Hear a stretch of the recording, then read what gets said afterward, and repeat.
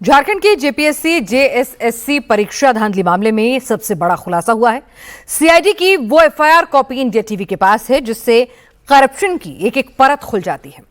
Black listed होने के बावजूद एग्जाम कराने वाली कंपनी टीडीपीएल को आखिर काम कैसे मिल रहा था?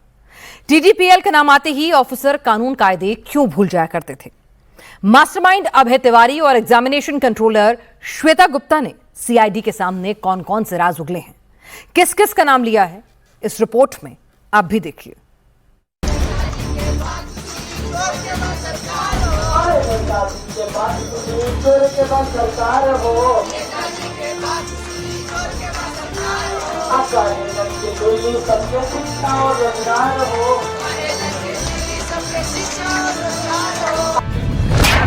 ब्लैक लिस्टेड होने के बावजूद टीडीपीएल को जेपीएससी एग्जाम का काम कैसे मिला?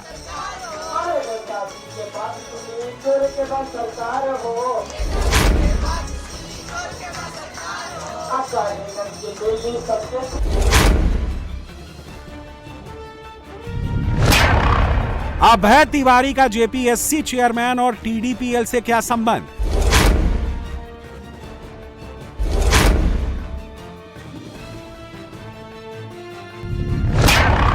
तत्कालीन एग्जामिनेशन कंट्रोलर श्वेता गुप्ता का इस धांधली में क्या था रोल?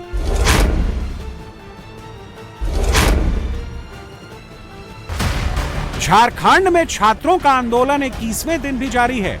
रांची के जयपाल सिंह मुंडा स्टेडियम में चल रहे इस प्रदर्शन में बड़ी संख्या में छात्र छात्राएं अपनी मांगों को लेकर डटे हुए हैं। सबसे बड़े परीक्षा घोटाले को लेकर अब तक का सबसे बड़ा खुलासा हुआ है। इंडिया टीवी के पास सीआईडी की वो एफआईआर कॉपी हाथ लगी है जो पूरे रैकेट को बेनकाब कर रही है। सीआईडी की एफआईआर और अब तक की जांच में एग्जाम कंडक्ट कराने वाली कंपनी टीडीपीएल से लेकर तमाम गुर्गों के रोल सामने आ गए हैं। जांच के दौरान जेपीएससी एग्जाम कराने वाली कंपनी टीडीपीएल को लेकर जो फैक्ट सामने आए हैं वो बेहद चौंकाने वाले हैं। जांच में खुलासा हुआ है कि टीडीपीएल कंपनी पहले जेएसएससी का एग्जाम कराती थी, लेकिन लगातार गड़बड़ियां मिलने के बाद उसका कॉन्ट्रैक्ट मई 2025 में कैंसिल कर दिया गया था। साथ ही कंपनी को अगले 3 सालों तक एम्प्लॉयमेंट प्रोसेस में शामिल होने पर रोक लगा दी गई थी। इसके बावजूद जेपीएससी जैसे बड़े एग्जाम कराने का काम कंपनी को दिया गया। झारखंड के जेपीएससी 14वीं परीक्षा, इसके साथ ही जेएसएससी सीजीएल परीक्षा में जो धांधली हुई, इस पूरे मामले में सीआईडी ने 22 जुलाई 2026 को एक मुकदमा दर्ज किया। इंडिया टीवी के पास ये एफआईआर की कॉपी एक्सक्लूसिव मौजूद है जिसमें टीडीपीएल की भूमिका, जिसने इस परीक्षा को कंडक्ट करवाया, बेहद लापरवाही इस कंपनी की पाई गई।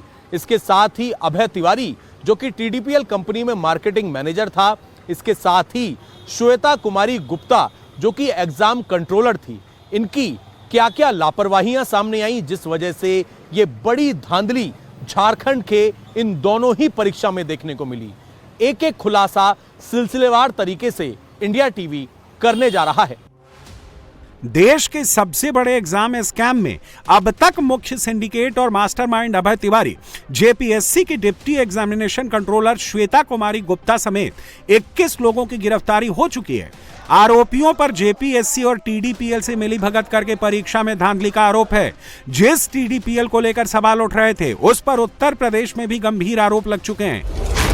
2021 में एग्जाम में गड़बड़ी कराने के जुर्म में कंपनी के डायरेक्टर सत्यपाल सिंह और रामवीर सिंह की गिरफ्तारी भी हो चुकी है। आरोपी श्वेता गुप्ता ने पूछताछ के दौरान कबूल किया है कि जेपीएससी जैसे अहम एग्जाम के लिए नियमों की अनदेखी की गई। एग्जाम का कॉन्ट्रैक्ट देने से पहले कोई छानबीन नहीं की गई। टीडीपीएल कंपनी को नॉमिनेशन के आधार पर एग्जाम कराने का काम दिया गया था। इसके लिए कोई टेंडर नहीं निकाला गया था।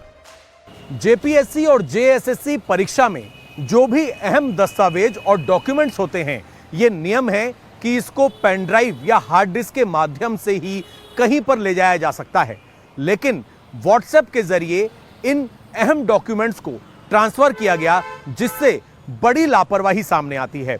इसके साथ ही एग्जाम कंट्रोलर श्वेता कुमारी गुप्ता का जेपीएससी से ट्रांसफर हो चुका था, बावजूद इसके वो एग्जाम कंडक्ट करवाने की प्रक्रिया में शामिल थी, जो कई सवाल खड़े करती है। जांच में एक और अहम फैक्ट सामने आया कि टीडीपीएल को एग्जाम प्रोसेस का एंड टू एंड काम सौंपा गया।